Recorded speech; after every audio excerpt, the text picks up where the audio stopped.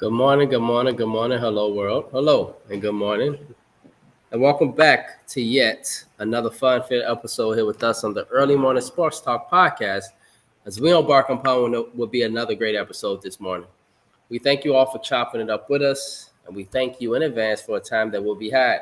And so, yes, world, we are back like a shark attack, back like we left something, back like we ain't got no clothes on our back, and for the world is a better place in the moment when the Early Morning Sports Talk podcast is taking place. And so, thank you for tuning in with us this morning as we converse about the latest sports topics that have taken place from this past week or will be upcoming this week. It is always a blast to have you all tune in to participate with us every weekend.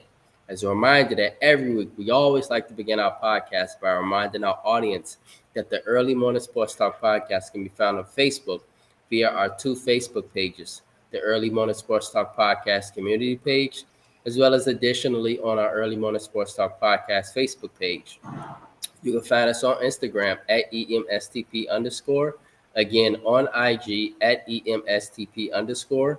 YouTube, Apple Podcasts, and Spotify as the Early Morning Sports Talk podcast, as well as our own Facebook pages via Brandon Price, Jamar Goodman, and Jones, as well as our guests for that weekend. Today is October the 11th of 2025. Happy birthday to my brother Jeffrey Price.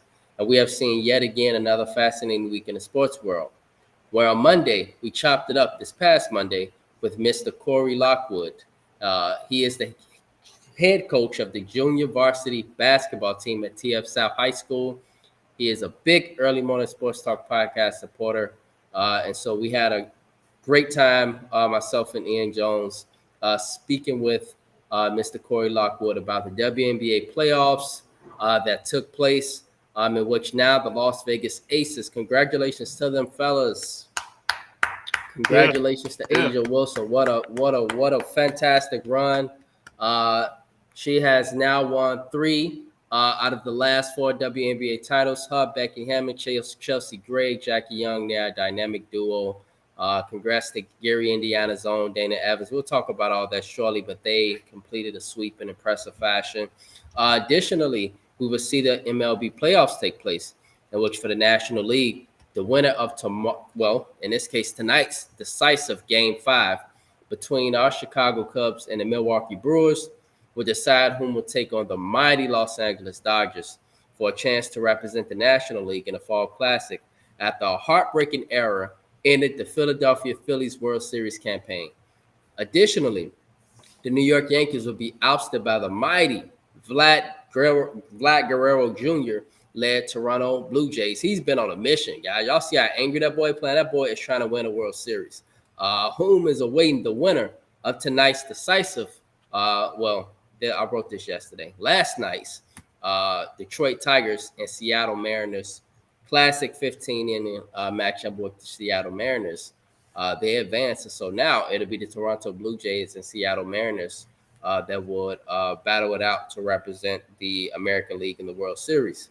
And lastly, speaking of mighty, we will see the mighty Philadelphia Eagles drop 2 in a row this week after a 4-0 start, after taking a pounding from mighty rookie, y'all, Brian Scottaboo, whom from the looks of things look like they have something going, and look like, Jamar, they will have something going very strong in the near future between Scottaboo, Jackson Dart, and just what they're doing. If they continue to win games, they might be a little dangerous. And so, with that being said, introducing our guest for this morning on the Early Morning Sports Talk podcast, joining us for the third time here on the Early Morning Sports Talk podcast, Mr. Chris Ford.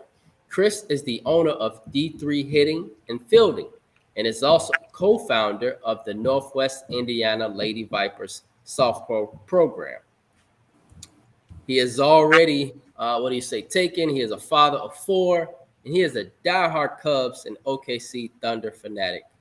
Congratulations, man, on your NBA championship as well. This man is just winning everywhere, as we can see. His Cubs are in a very, very big situation tonight. And so, on behalf of the Early Morning Sports Talk podcast, Chris, we would like to say good morning, sir. We would just like to thank you for joining us on the Early Morning Sports Talk podcast. How are you this morning, my brother? Good morning. I'm doing fantastic, man. Looking forward to being here and chopping it up with my guys today. Yes, sir. Yes, sir. Yes, sir. And so, Mr. Chris Ford. All right. And so, speaking of chopping it up, so Mr. Chris Ford, ladies and gentlemen, is co-founder and head coach of the Northwest Indiana Lady Vipers softball program. He is very, very, very qualified to talk a variety of sports with us, but he is especially qualified, Jamar, to talk baseball. And so, let's talk about the MLB playoffs. Chris, Chicago Cubs. I'm a Chicago Cubs fan too. Jamar don't want to believe me, but I am. I promise. I grew up repping the Chicago Cubs. I done been to games. I'm a fan. Look, I done drunk beers, Wrigleyville. I done been to parties at Wrigleyville. I'm a Cubs fan. Okay, I know I got on black to represent the Sox, but I am a Cubs fan. Okay, and so it is wonderful to see the Cubs where they are today. And so, Jamar. And so, Chris. Good morning, Victor. Good morning, my brother. And so, Chris, man, to talk about the Chicago Cubs, we got a lot to talk about, man. Here they are, man. Like, oh, yes, man, if the Cubs win, this would be a rebuild that was way in advance, I promise. At least a year or two, in my opinion. And Absolutely. so, Chris, how are your Cubs here, man? What's happening? Let's talk about that. And so, game 4, the Cubs pitched a 6-0 shutout. And 3 of these 4 games, the Cubs have jumped out to leads. And so that's a positive that we can see from the Cubs, that they jumped out to leads in game 2, 3, and 4. Yes. Game 2 didn't turn out so well in the end, but that possibly was a home field thing. And so, just how do you feel, man, to be at this moment? You've got your OKC Thunder who won the NBA championship. You got your Cubs now who is on the brink of the NLCS. How does it feel, man, to be an OKC and Cubs Thunder fanatic right now? It's a great time, man. It's a great time. It's not very often that all your teams are doing well at the same time. Well, at least for me, you know, everybody knows the Cubs' history. Well, we trying to change that, and the Thunder, finishing up their rebuild and becoming a juggernaut in the NBA. It's a beautiful thing, man. It's a beautiful thing. And let me mention, I'm not only a Thunder and a Cubs fan, I am also a Colts fan, and we look real good, even with uh, Danny Dimes, which He is no longer Danny Crimes. We took off the label last week, me and Jamar. yeah, man. Hey, he looked good. I still ain't buying in, but he looked good. He looked good. But yo, man, it's a great time to be a Cubs fan. 2016 was a fantastic year for us, and then you didn't really know whether it was going, ever come back. You always got that thing in the back of your head. Well, are we gonna go back to obscurity? The front office is doing enough for me to keep us relevant. We made some good moves. We got some good guys come up through the minor league system. We rebuilt the minor league system very well. So I'm happy, man, and I feel real good about tonight. Milwaukee isn't that far away from Chicago, so Right. I believe in my heart that all the Cubs fans gonna bum rush that place tonight, and it's gonna feel like a home game for us. I wasn't gonna say this out loud, but there was a very good chance that I was gonna go to the game tonight, but it's not gonna work out. I got some obligations I gotta feel. I hate to disappoint my kids, all my girls and stuff like that. So I got some things that I gotta do tonight, so I'm gonna watch the game from home. But I feel good about it, man. Victor, be quiet. I don't care about Danny Dimes. But Chris, we'll talk about Danny Dimes later in the Colts. But with the Cubs, yes, and we props to you, man, for doing what you got to do for your kids, and doing what's necessary on that end. That's totally respect it, man. And so, do you feel like in this case, the Cubs, if they win, how do the Cubs win this game tonight? What do they need to do? Do they need to pitch well? Do they need to keep the score low? Or can they win in a shootout? Because Milwaukee seem like they like shootouts. I think with the way that we swung the bats in the last game, if we can carry that over into tonight, we can win a shootout. I've seen them win Okay. shootouts multiple times this season, but we absolutely have to pitch well today. That's going to be the number one thing. Who we choose to be the starter, who, comes out in first relief. Those are two big things today. They haven't announced a starter yet, which I'm okay with, but I'm a little worried that they might, pick the wrong guy. I got my guy who I want to be on the mound today. Who do you want? Because I thought it would be Shota Imanga. I'm sorry, I always call him Imanga, but it's Imanga. But that's who I think it should be, in my opinion. No, I hope they left him in Wrigley. Okay. He shouldn't even travel.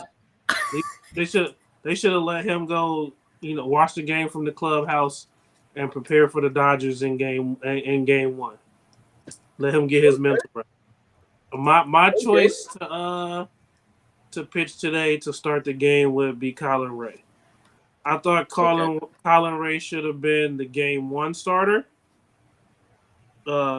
instead of pitching Michael Boyd on short rests.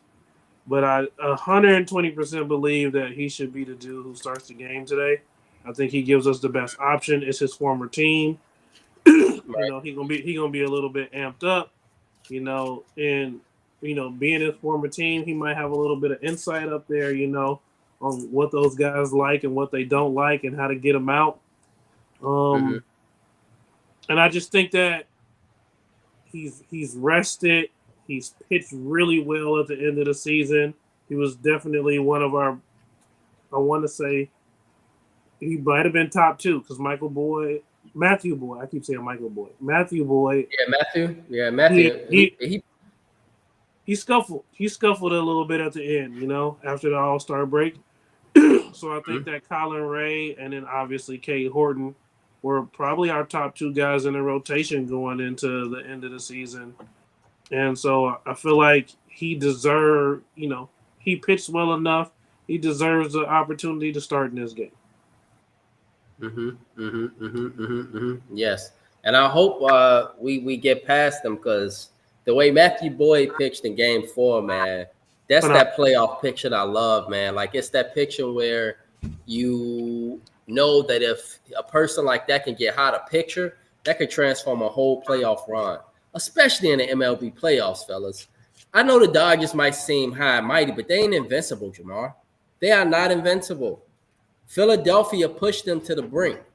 And if it wasn't for that arrow, it'd probably be a Philadelphia game 5 today.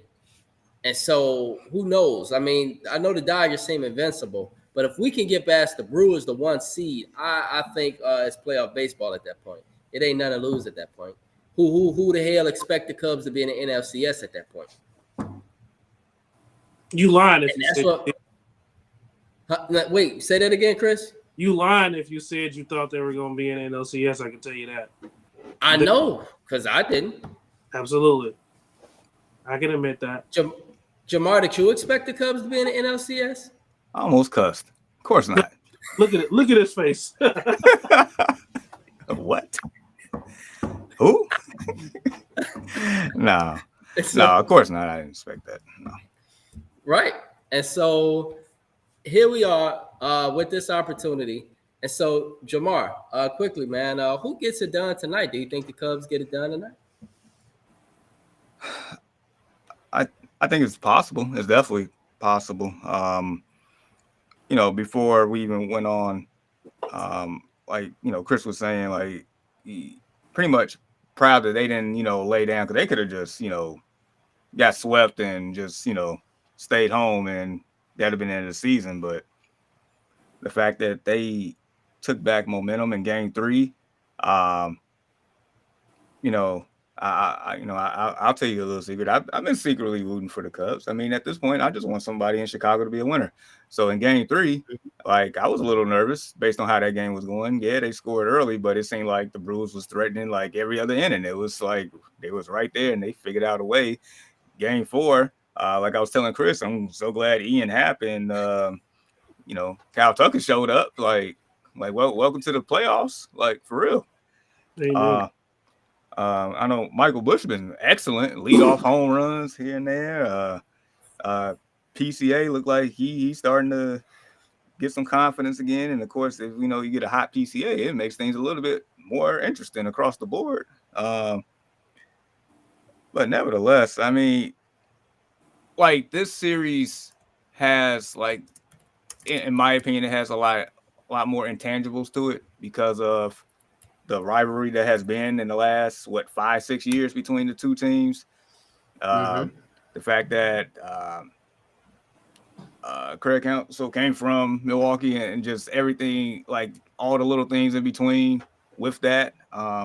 If you're from the area, you know how intense this series already is on top of the stakes that's added. So it's like the Cubs was supposed to be the team that supposed to have, won the division, and Milwaukee's supposed to have been the one that should have been in these shoes. And Milwaukee has $100 million less in payroll, but yet they're the best team in baseball. So it's a lot of things that go that's a part of the series that makes it that much more amplified in this area. So as far as the Cubs, I mean, they do have a chance, but like Chris said, it starts with the pitching. Like the pitching has to be there, and if you're the Cubs, you have to score early and often, like you've been doing the last few games. You got to keep it up. You just have to, and the pitching has to do its job. And at that point, like you're good, I would imagine. Can I say this really quickly, Chris? Yes, sir. Do the stars got to show up for the Cubs? We paid a lot of money this offseason to get some guys, the Tuckers of the world, PCAs. How important is it for some of these guys with these World Series experience, this championship experience, to show up tonight? Because I think that's one thing we got over the Brewers. We got some experience in that locker room. Yeah. So Kyle Tucker, yes, we traded for him for these moments, for these situations. He got to show up. He's got to show up today. He hit a home run in the last game, which was huge because, watching him roll over ground balls to second base 150,000 times over the past 2 months is driving me nuts. As some of y'all know, but some people might not know, I'm a hitting coach. So watching him roll over and him being a superstar and not making that adjustment sooner was driving me nuts. But, watching him get through a ball and hit a home run, man, that's great. And he absolutely has to show up today. Ian Happ, the longest tenured Cub, the senior Cub of the roster. He has to show up today. He's been here the longest. He's arguably just based off seniority, he the head of the table. He got to show up today. Those two guys in the middle of our lineup, they got to do their job today, and we can definitely win this game. Yes. And really quick question, fellas. If the Cubs were to advance to the NLCS, do you guys think that the Cubs got a fighting chance against the mighty Los Angeles Dodgers? Are the Dodgers invincible? Chris, let's start with you. We're going to punch them in the mouth, man. Look, they're dangerous. They're super dangerous. They got, their pitching is healthy. Blake Snell, Tyler Glasnow, Yamamoto. Am I missing somebody? But it just those three, and then you got Clayton Kershaw coming out of the bullpen. You got their rookie Sasaki, moonlighted as a closer these days, and figuring it out, pumping 100 and 203, to close out games. The pitching is healthy. Oh, I did forget somebody. How you forget Shohei Ohtani?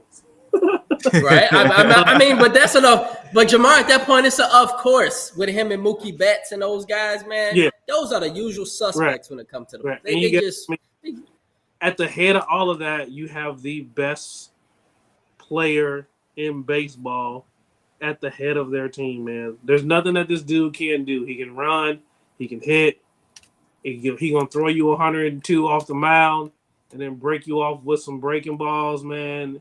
They're dangerous. It's a very good lineup. Mhm. But as I said earlier, we did win the season series. We do get home field advantage. So the first 2 games will be at Wrigley. And if you ever been in the middle of a Wrigley crowd, whether it's a playoff race in the regular season or a playoff game, it's electric. It's It is electric. It is electric. Tell you right now, them screaming Freddie Peralta's name in game 4 when he trying to execute pitches, it makes a difference. It makes you sweat a little bit more. It makes you grip that ball a little bit tighter. You'll hang a pitch. You never know, man. But I definitely think that we can pull it off because not only, we have the best. I feel like we got one of the best defenses in the league. Yeah, Absolutely. yeah, that's one One thing. of That's the one best thing we got. defenses in the league. Like in the wild card series, Nico Horner, Matt Shaw, and Dansby Swanson, man, talk about a great infield. Just making all types of plays. Matt Shaw might not be able to hit the ball, but he remind me so much of like Nolan Arenado with the way he sees the ball coming off the bat, making plays at third. It's crazy. Nico, Gold Glover. Dansby Swanson, Gold Glover, which is why we brought him here, man. He wanted to be here. We brought him.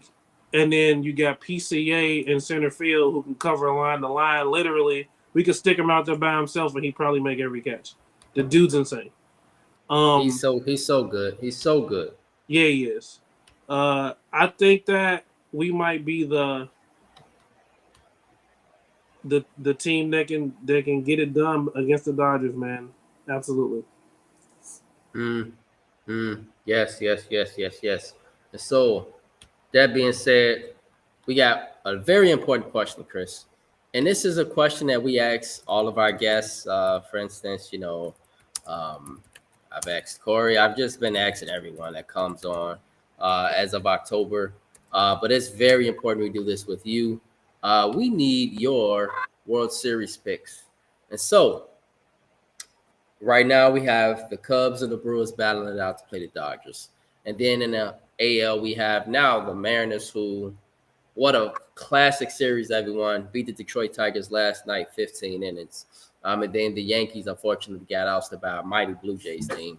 Right now, who are your World Series picks, and who is your pick to win it all at this point?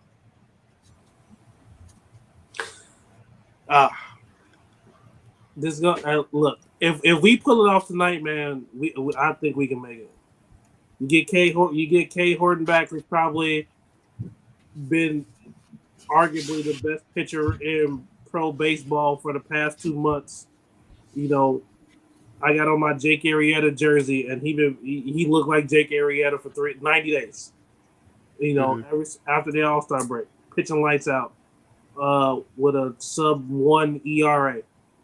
We can pull it off tonight. I think that we can make it. And I definitely think, man, that the Blue Jays are just too good. Scorching. Yes. Scorching hot. They got some bats over there. Man. Woo. Hey, Vladimir Guerrero Jr., with all the talk that he received this year about his numbers and not starting off hot, he looked motivated. He looked like he got a chip on his shoulder. And most importantly, he looking real like his daddy, man. That grand slam he hit, the only thing, like, watching that in bat was beautiful. How he just took that first pitch. He never even thought about swinging at it. It's like he was seeing the future. And that swing Right. he took, man, that's Vladimir Guerrero Sr. all day, every day, and twice on Sundays. Mm-hmm.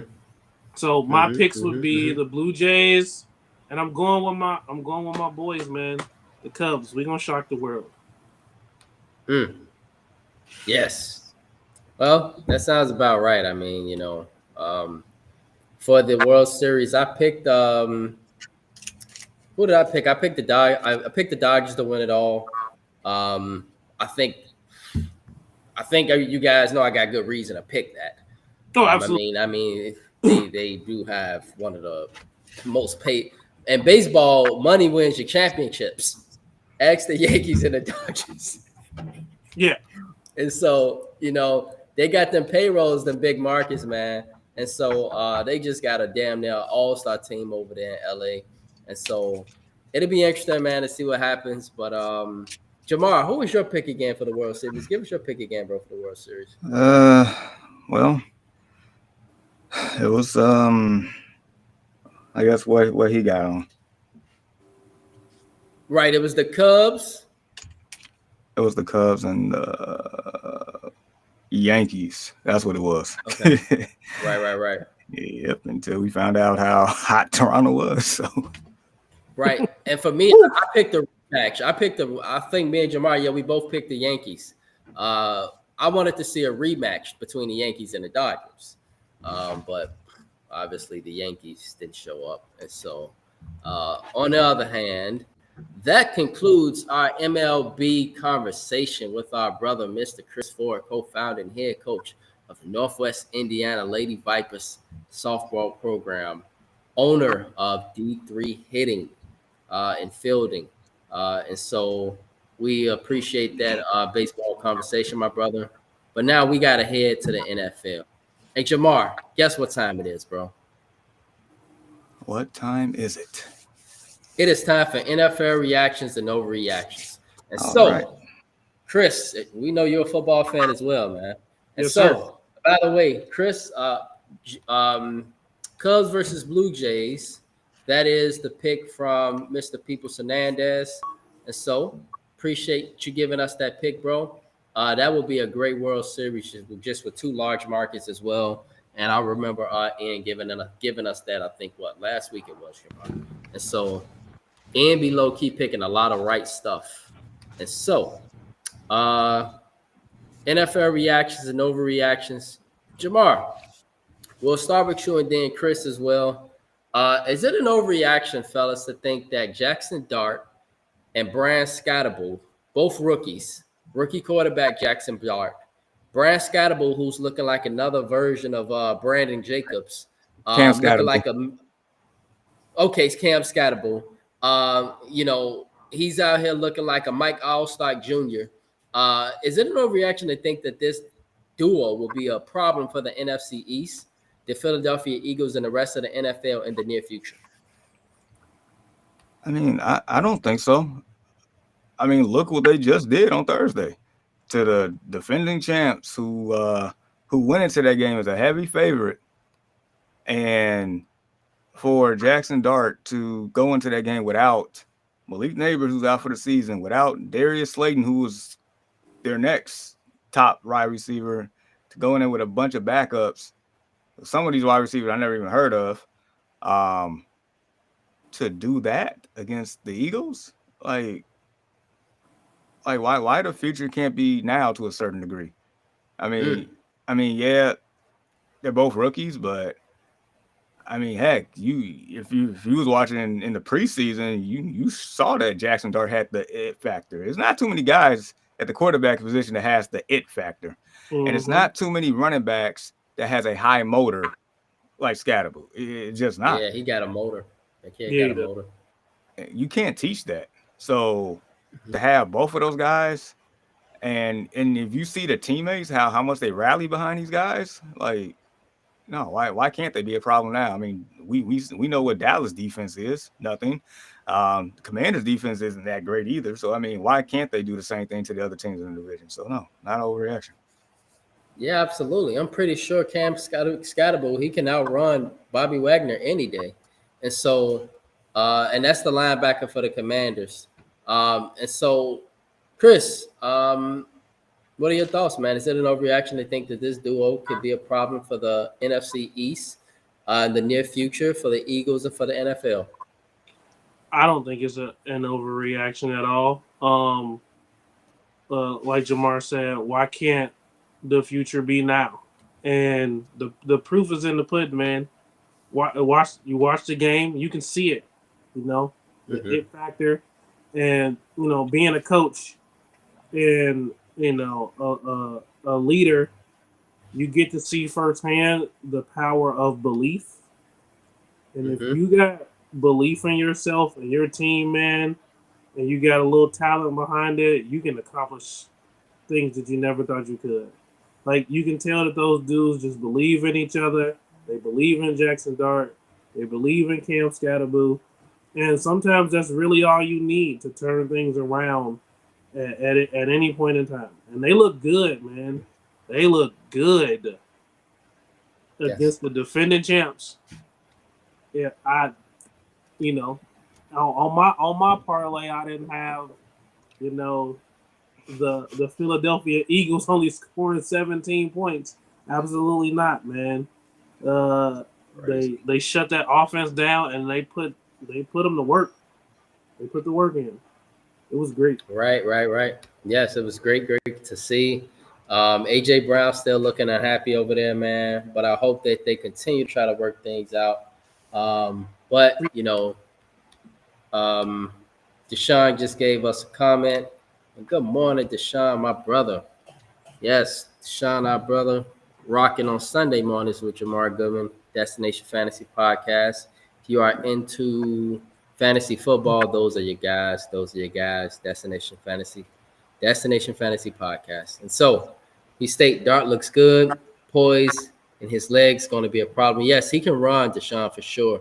Scatterboo is just a juggernaut in the backfield. I was really impressed, Deshaun, watching him even against New Orleans when they lost, fellas, how after he fumbled the ball, he told Brian Daboll, Jamar, give me the ball again. And he went running right through the Saints again. And they was having a hard time stopping his rookie. And I'm just sitting there thinking, like, he's a rookie. And this is a rookie. Imagine what this could be like in a year or two, And the coach didn't only give him the ball once. He gave him the ball 3 straight times. And he worked for the first down the 3 straight. And the Saints knew they were running the ball. They still couldn't stop it. That's the scary part. That's how you earn the respect of your coach and your teammates and the staff. That's how you earn it right there. Absolutely. When people know what you do, but they still can't stop it. Ask Steph Curry. They know he gonna shoot the ball. You still can't stop it. What can you do? What can you do? You know that Shohei Ohtani is gonna hit the ball. You know the Dodgers are a great team. Can you really stop it though? We can't. You okay? Like you know what's coming. No, but absolutely, you know what's coming, man. It's right. Right away. The aces. You know Aja Wilson getting the ball. Can Alyssa Thomas and her wife, DeWanna Bada, stop it? You know she's getting the ball. Can you stop it? And so there's just certain players. You know when Michael Jordan got the ball, everybody in the 90s knew he was getting the ball, Chris. Could the Jazz stop it? Could Gary Payton stop it? Could Charles Barkley and the crew stop it? No. Just certain things when you know it's going to happen, but you just can't stop it. And so healthy neighbors, yes. And I mean, if he was healthy, man, his team, because that kid was looking like he could be one of the best receivers in the NFL just a few weeks ago. That kid can ball. And a solid complimentary receiver and Wendell Robinson, I think the Giants are coming. Yeah, I'm with you, man. I'm with you.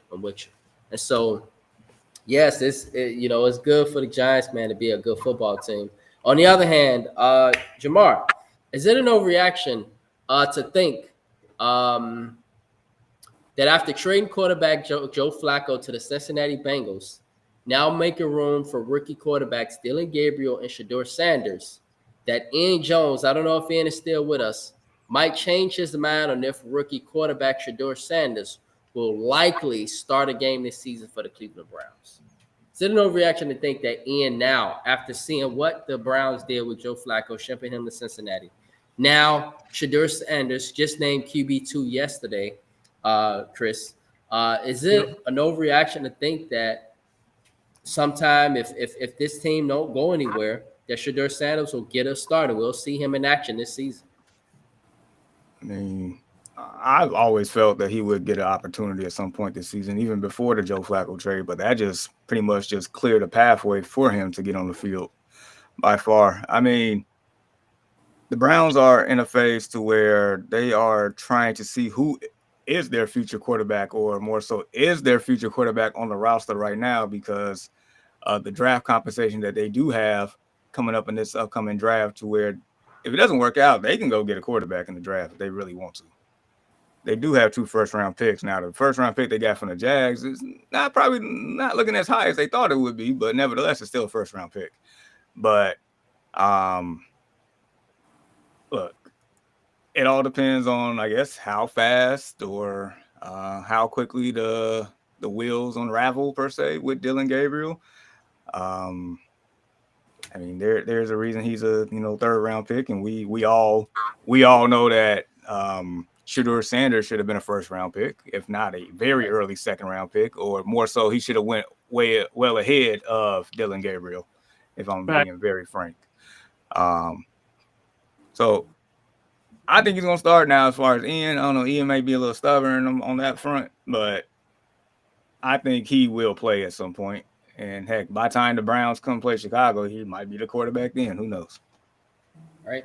So, Chris, is there no reaction to think that after Shedeur Sanders being named QB2 due to the trade of Joe Flacco, that it is possible that we will see Shedeur Sanders start at quarterback for the Browns this season? I don't think it's an overreaction. I'm still a little skeptical because I just don't like the way that they're handling it at all. It's very, very, very weird what they got going on over there. For me, even thinking that Dillon Gabriel is QB1 before Shedeur is QB1 is mind-boggling to me. But I am really hoping that he does get a start. At least 1 or 2, maybe later on in the year. So no, not an overreaction. Hopefully, he get a chance to show what he can do, for sure. Right. It'd be very nice to see that. It would be very, very nice to see that because we all know that kid should have been a 1st-round pick. Yes. And so progressing. 3rd, fellas. Is it an overreaction to think that Dallas Cowboys wide receiver George Pickens is actually a better wide receiver than fellow Cowboy and Pro Bowl top 10 ranked wide receiver CeeDee Lamb? What? Huh? That's a question.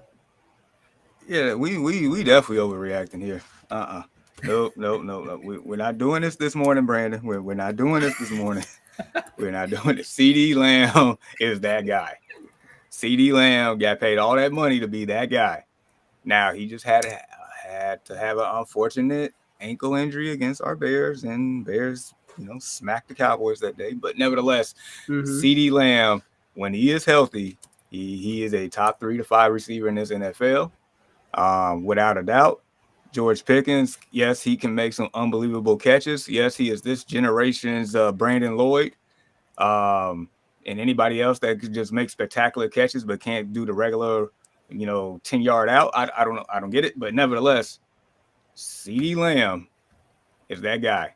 Dak Prescott just happens to be playing at a very high level, and George Pickens just happens to be a very good beneficiary of Dak Prescott right now. So is Jake Ferguson and a couple other people. But nevertheless, CeeDee Lamb is that guy. And I'm going to leave it at that. Deshaun, man, if you are here as a Pittsburgh Steelers fan, you saw this kid up close. I know y'all once looked at me crazy when I said I felt he was the best wide receiver at one point in the NFL. I know I got looked at really crazy. And so, Chris, man, perhaps you think the same thing. But I just love this kid, George Pickens, man. The question will be tomorrow. What is he going to do tomorrow? Like, what is he going to do tomorrow? Is he going to get 200 yards? Is he going to get at least 100? Is he gonna maul somebody tomorrow and be like, "Wow, did he just do an OBJ?" Like it's just the kid is amazing. He's a great football. He's fantastic. Anywho, Chris, maybe I'm overreacting here. I hate to tell you, bro, but yeah. Yeah, I love you, but yeah. Hey, George Pickens can do some fantastic things. CeeDee Lamb is a dog, bro. And the level of consistency and what in the way he does it, especially with that circus show they got over there in Dallas, it speaks to how good he is, in my opinion. Like it's a crapshoot over there at any given week, and CeeDee Lamb is gonna give you his numbers every time. You know, Right. George Pickens, yeah, absolutely. I mean, I watched a few games, and man, he can catch it.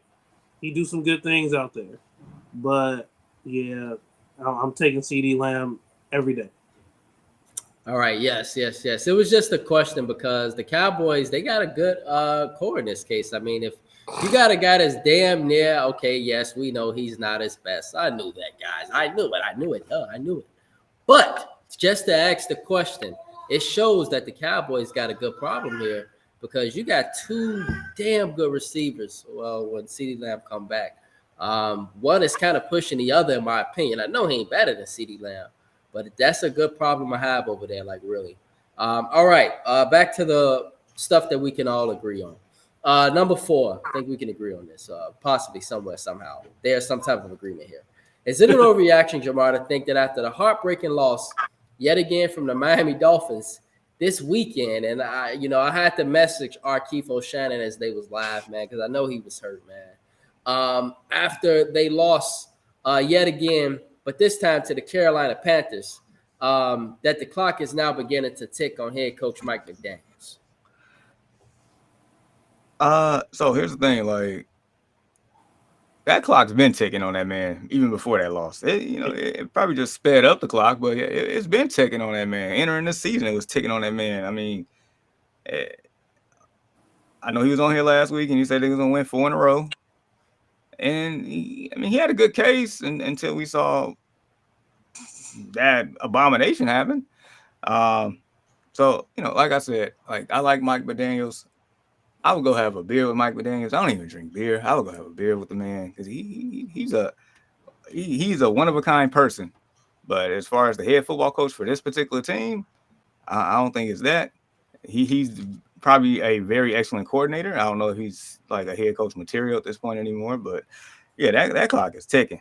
In the cartoons where they're trying to disable a bomb and it's like say 30 seconds, you touch the wrong wire and it went from like 30 seconds to like 5 seconds. That's exactly what happened. All right, perfect analogy. And so, Chris, do you agree? Is it an overreaction to think that this time after loss to the Panthers, that the clock is now beginning to tick on head coach Mike McDaniel for the Miami Dolphins? I'm surprised he's still there. I'm surprised they even let him come into the season as the head coach. His clock probably broke and they just haven't noticed it yet, so they still let them stay. The sand has run out of the hourglass, man. The glass, man. It's time for him to go. He got to get out of that. It's like they're the Dallas Cowboys of the other side of the division, bro. It's bad. It's so bad.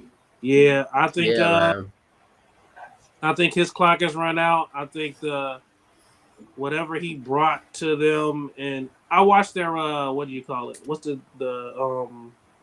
Hard Knocks? Yes. I watched their Hard Knocks, and I had a lot of respect for the dude and what he was doing and what he was trying to do. But it's run its course. He got nothing. He's got nothing left to give to them. It's not working anymore. They missed their window. Tyree's leg is all messed up, and Yeah. Tua is one strong win away from retiring. And He said a strong win. it's time for a rebuild over there. Yo, Right. strong And little guts. I like Deshaun said, I Mhm. like Mike McDaniels, man. I do. I like him. I like what he, his persona and how his philosophy as a head coach. But you can just tell that it's over with. Much. Wow. And so yeah, I'm in agreement. Even Deshaun is as well. And so yes. And then lastly, fellas, Jamar, is it an overreaction to think that after the fumbled football from Arizona Cardinals running back Amari DeMarcado, that himself, Kyler Murray, and the Cardinals organization should do a docu-series entitled 30 Ways to Lose a Football Game? Yeah, might as well, and add Adonai Mitchell to that list too from the previous week. So I mean, just add all these knuckleheads in the one one docu series, because like my gosh, like it happened the week before with Chris's team with Adonai Mitchell, and then you gonna go ahead the following week and do the same exact thing, Right. Right. like bro, what are we doing? Like, if I'm not mistaken, Chris left a comment that like people should be kicked off teams and stuff. Yeah, Like, cut him, bro. Cut him. If you can't hold on to the football long enough to make sure it's a touchdown, cut him. People to stop doing it then. There's no reason why we're letting go of the football early in a football game. Get across the line and drop it, man. That's terrible. You can let a lot of things go. And people talk about how people don't care about the game enough and they don't care about the small things enough. And some of that stuff for me is an overreaction to the growth of the game and people just want to be stuck in their ways. But this, letting the ball go before you literally cross the line for it to count, is insane to me. Get them out of here. Practice squad. Wow. And this is a very serious question, guys, because this is not just from this past Sunday.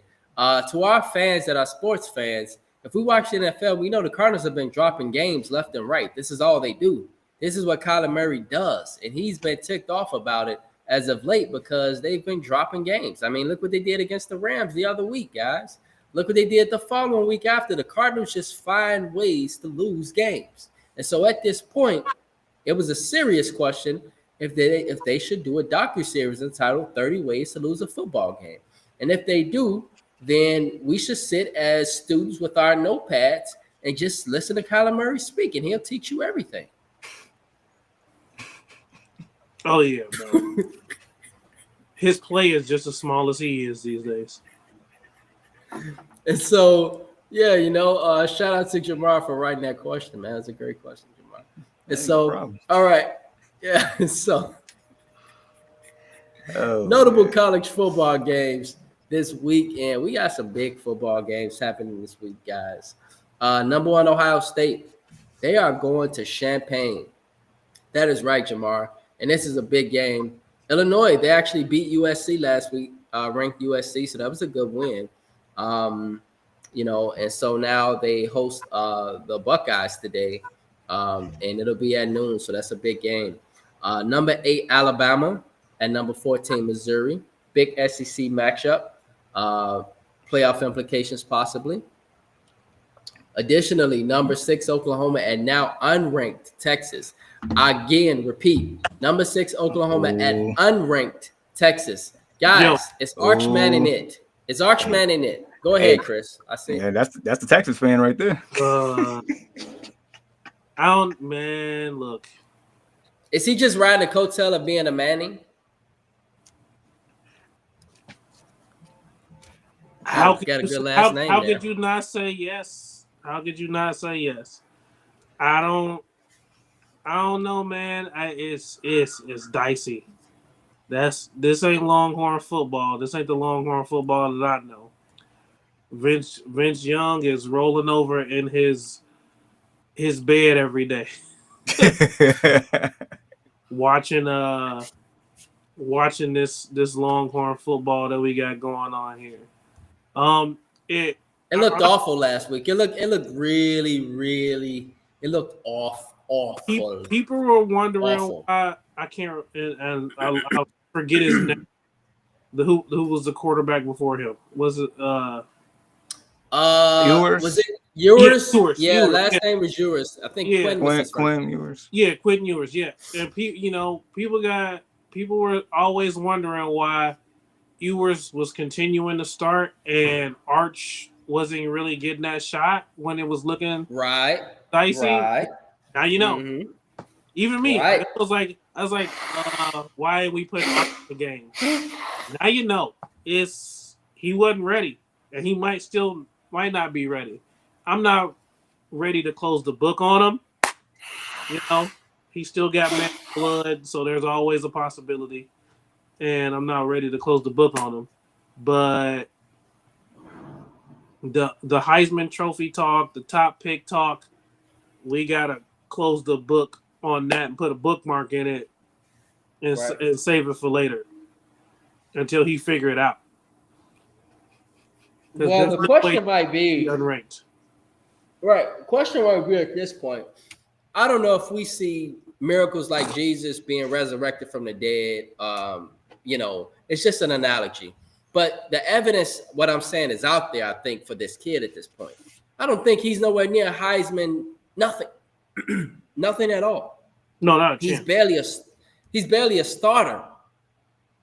Heisman, are we serious? Heisman? Now, he's clearly, for me, riding the coattail of being a Manning. I don't know what, but it shows you just how much sometimes analysts analyze Jamar. Because Paul Feinbaum, he said at the beginning of the season that this kid would be one of the best things since hot rice coming out. He's going to be in New York, guaranteed seat.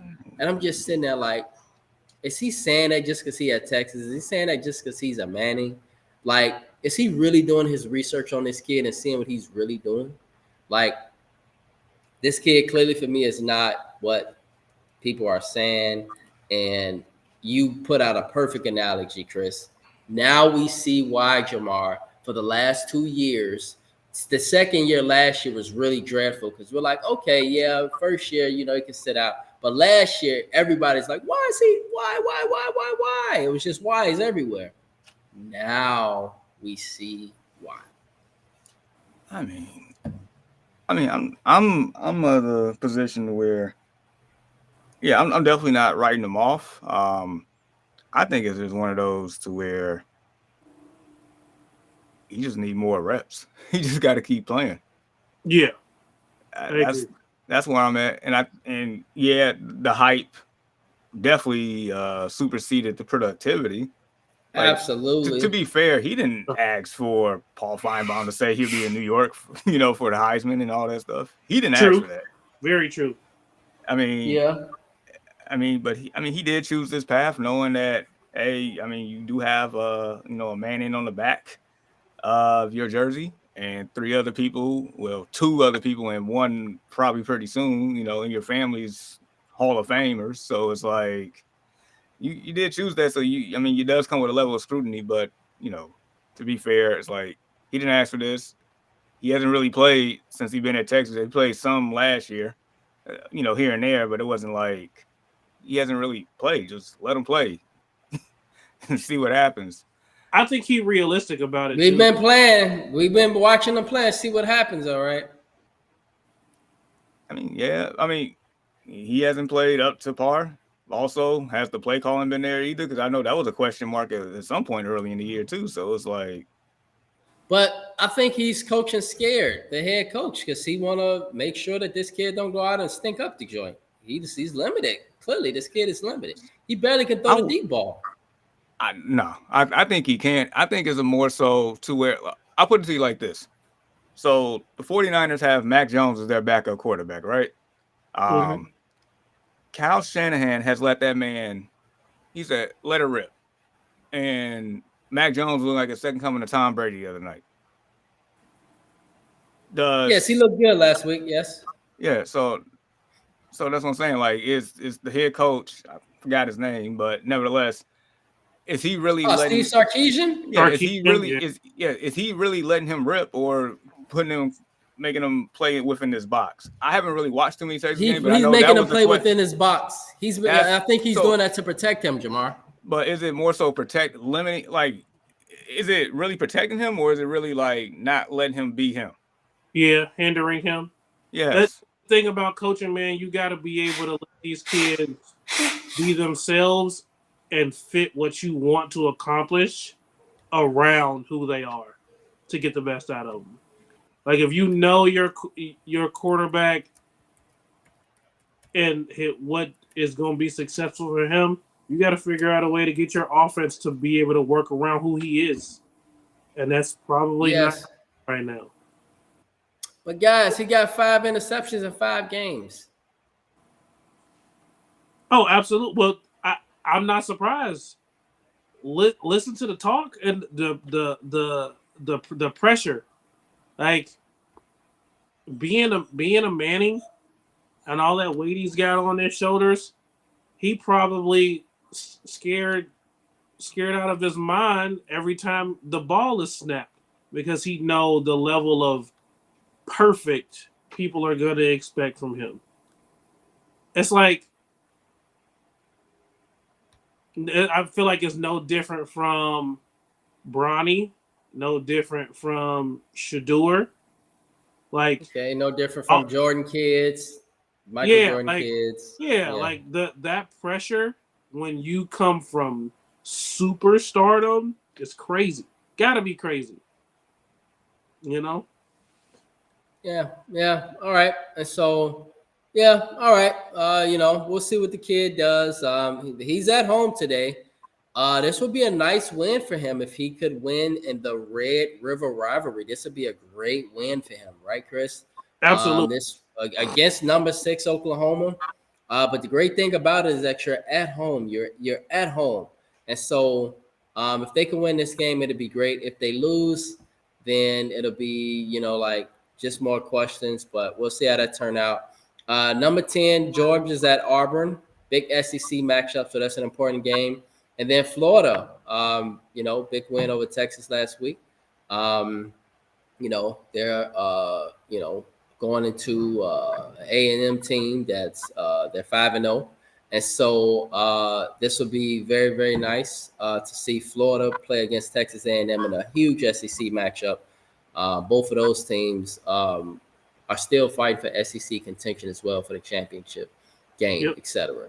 So with that being said, those are our notable college football games for this week. Let us recap the 2025 WNBA Finals.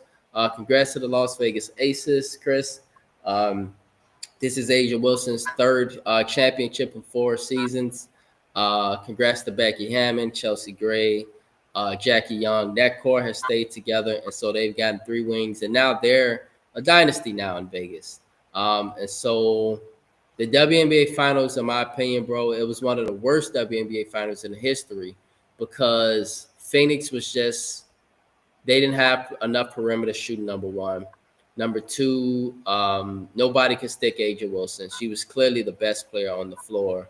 Number 3, there was no true center that could battle down low and even battle with A'ja Wilson because Alyssa Thomas, she's just not – she just can't – she's beefy, don't get me wrong, but she's just not – she can't battle with A'ja Wilson. Let's just put it that way. And so Alyssa Thomas is very limited on the offensive end too because A'ja Wilson was sticking her defensively. And I think that's one thing we don't put into fruition as much, guys, is how great of a defender she is too. She shut Alyssa Thomas completely down. Satu Sabally got hurt in game 3. Game 4, Alyssa Thomas got hurt. This was one of the easiest WNBA Finals championships ever, and the Vegas Aces took care of it. And congrats to Dana Evans, Gary, Indiana product. And so, go ahead, Chris. Do you want to say something, or Jamar, anything? Congrats to the Aces here. A'ja Wilson is the best player in the WNBA, and it's not even close. Okay, thank you for putting that out there finally. To all those Caitlin Clark fans. Yup, It, to all those it's Caitlin Clark not fans. even close. I don't want to hear Mm. nothing about nobody else. It's Asia Wilson and the field. Stop disrespecting her. Yeah, very good point. Very good point. Very good point. Yeah. And so, Jamar, I don't know if you have anything else to say before we get to our NFL picks. It just shows you how wonderful of an organization the Aces are. Becky Hammond came to coach 4 years ago. They won 3 out the last 4. And then also the fact that, they got rid of Kelsey Plum and still reloaded and got back here and did it again. That just lets you know how great Asia Wilson is Yeah. and this organization is and everything else. And of course, Dana Evans, congrats to you as well. So it's And Joy Lloyd as well, who they picked up for Kelsey Plum, fellas. And which remember Joy Lloyd, she won championships with Seattle. And Yeah. Joy Lloyd, y'all, by the way, is I think she's from Joliet, fellas. Joliet Catholic. She went to Joliet Catholic. So she's definitely a Chicago girl. Went to Notre Dame. Great WNBA player, by the way, as well. Olympian, etc. But go ahead, Jamal. no, that was pretty much it. I'm like they doing things the right way in Las Vegas. So, shout out to them. Yeah, for sure, man. For sure. They had to get something So right. That football team sucked. that's another conversation for another day because we asked last week, seriously, no joke, guys. We asked last week if the Vegas Raiders should consider benching Geno Smith. And I know it's a tough question to ask, Is but it? based off of it, yeah. So, yeah, man, it sucks for Geno, but right now he's looking bad out there. And so, anywho, guys, we got our NFL picks, and so we'll go ahead and let's get started. So the Broncos, guys, they are playing tomorrow in London Yep. against the New York Jets.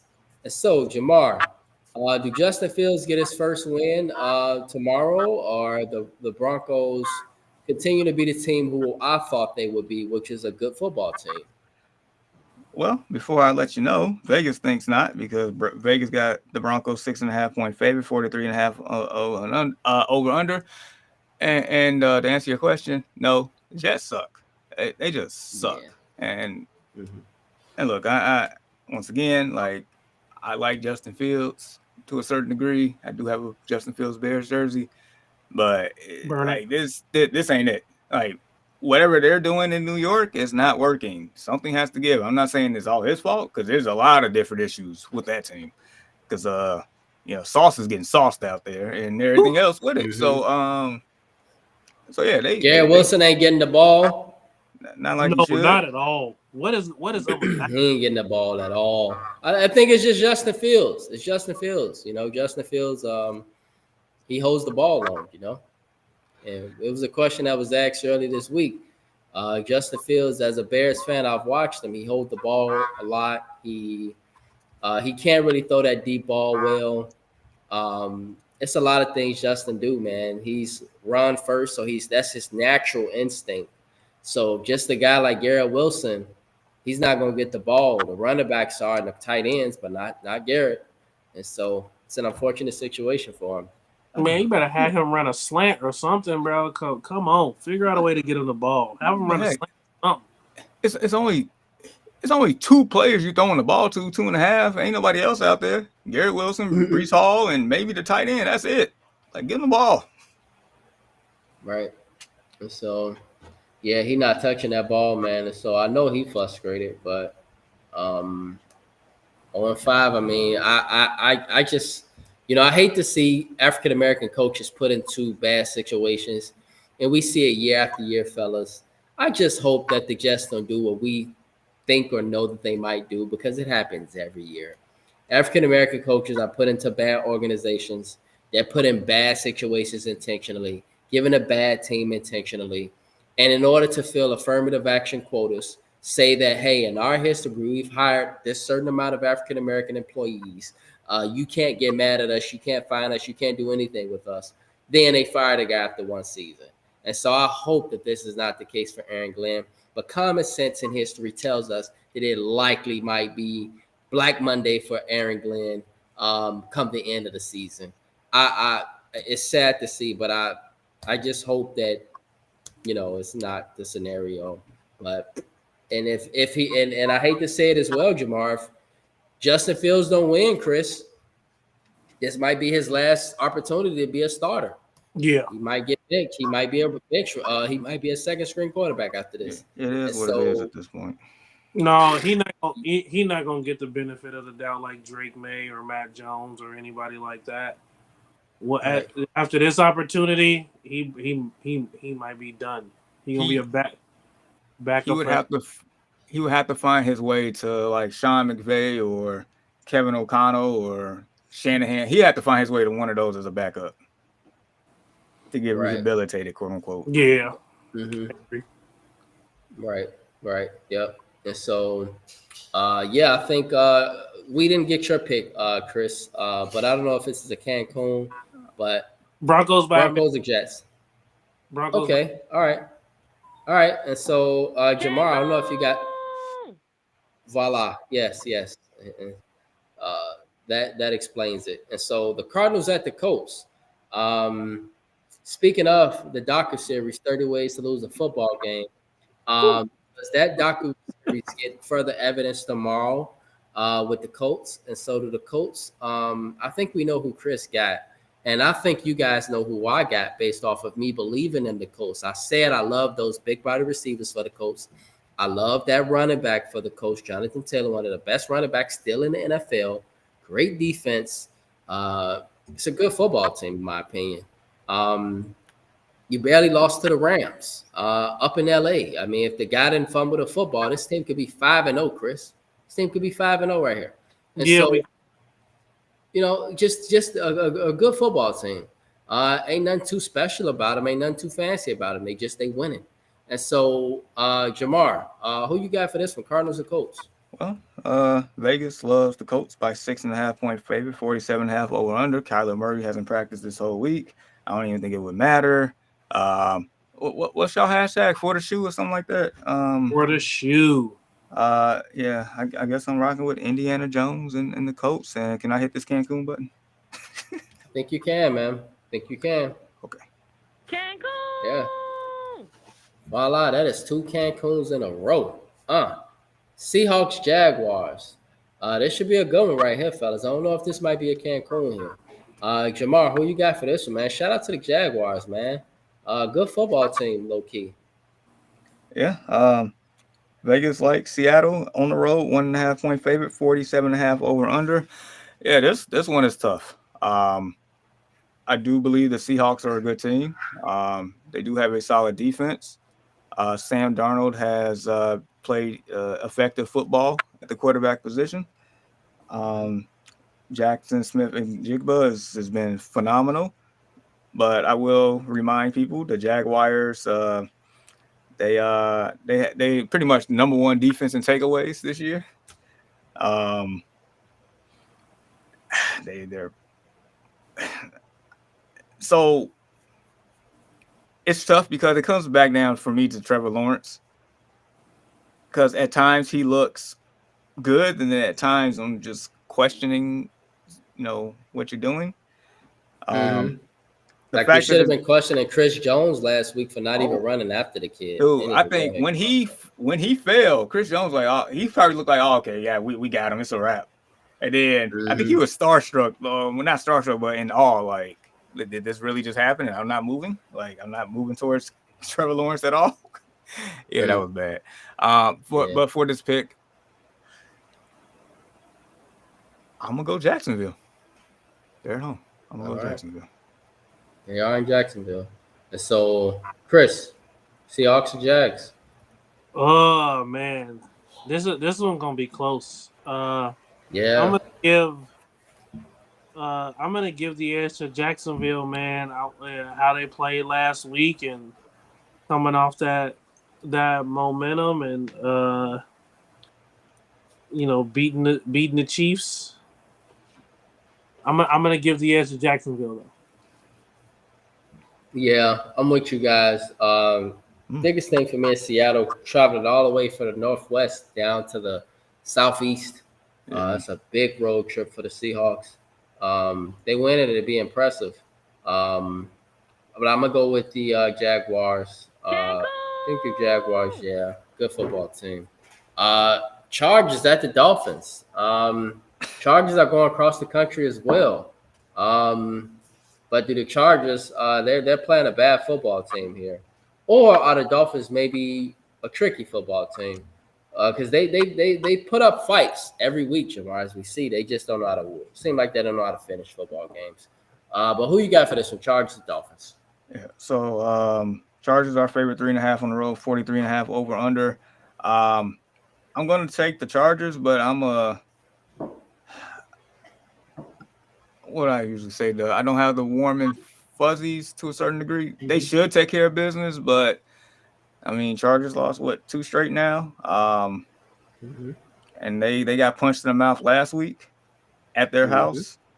Amari Hampton is on IR, so I'm not sure what the running game looks like, but they still have 3 good wide receivers. Dolphins can't stop anybody, so I'm gonna go Chargers. Okay. Yes. And Chris, Chargers, Dolphins. I'm gonna go with the Chargers. The Dolphins, that I just feel like they don't have it. They're just gonna keep falling into obscurity. Mike Like that word. McDaniel. Yeah. Yeah. If he loses this one, it'll be further evidence. And so it'll be very interesting. For me, actually going to go with the Dolphins at home, guys. Yeah, but it's a big reason, guys. Chargers got I got evidence here. Chargers lost 2 in a row. They're going across the country. They're going down to Miami. And I don't know, man. I think the defense for the Chargers, they're great, but they're not getting it done as of the last three weeks. They've been pretty abysmal. And the Dolphins got a few playmakers, guys that can, Darren Waller. Shout out to Darren Waller, by the way, Jamar, Chris. He's looking like Darren Waller, like of old. Like he's a grown man out there. Oh yeah, he is a grown man out there. Still got Achane, and he does what he does. Still got Waller. I mean, still got Jalen Waddle. And so I think the Dolphins get this one done, guys. I think the Dolphins pull it out in a very close game. It'll be a close game because the Dolphins don't blow people out. So it'll be a close game, and I think the Dolphins get it done late. Rams at the Ravens. Cooper Rush is starting tomorrow. Do the Ravens get it done tomorrow in Baltimore, Jamar? So me and Vegas don't think so. 7.5 point favorite for the Rams, 45.5 over under.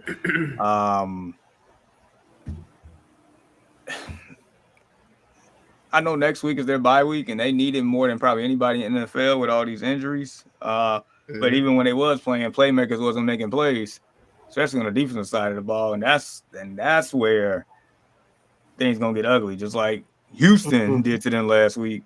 If Houston could do that, what do you think Puka Nacua and the Rams gonna do? Give me the Rams. Hey, Puka might all the wide receiving records in one game in this game, bro. Yeah. So, Chris, go ahead, man. But I think we got a Cancun here. Sounds like. Hey, look, I'm a big Ravens supporter. I really am. I love the Ravens. I'm a big Lamar Jackson fan. But this defense is bad. Bad. Like, I don't know if they can stop my high school team over here. Bad. And then you got Mr. Consistency on the other side at the quarterback position, and then you got what's his name? Matthew Stafford. There you go. Yeah, you're talking about right. And this brings up the question, guys. Who really won that trade at this point? Did both teams win? Did the Rams clearly win because they got a Super Bowl championship? They clearly Jared won. Goff. you know, like with what he's doing in Detroit, I mean, they are just an offensive juggernaut, wonderful team to watch. They just come up short of the Super Bowl, but they built something nice in Detroit too, right? Right. I think So Until the Lions win, the Rams won this trade because they got with the man to set out what they need to do was win a Super Bowl. That's why we play, right? That's why they play to win. So until I don't know, man, Jamar, that's a tough one, man, because Goff has been an MVP candidate, man. I mean, yeah, the Lions have been the great to numbers, watch, the but you gotta win. I mean, it's fantastic. It's beautiful. Turning around Detroit is no easy feat. I get it. This organization has lost for centuries. I ain't trying to hear it. Like, no. I mean, we're not giving them out participation awards. Nope. I'm not doing it. I'm just saying, bro. It's a really good debate. It's a nice warm story, but no. It's man. Don't I mean, do if it. we can sit here and we can say, for instance, in the NBA, right? It was a trade where what's the trade, Jamar? You always talk about. We've talked about it for years, and we stated like both teams really won the trade. I forgot who it was,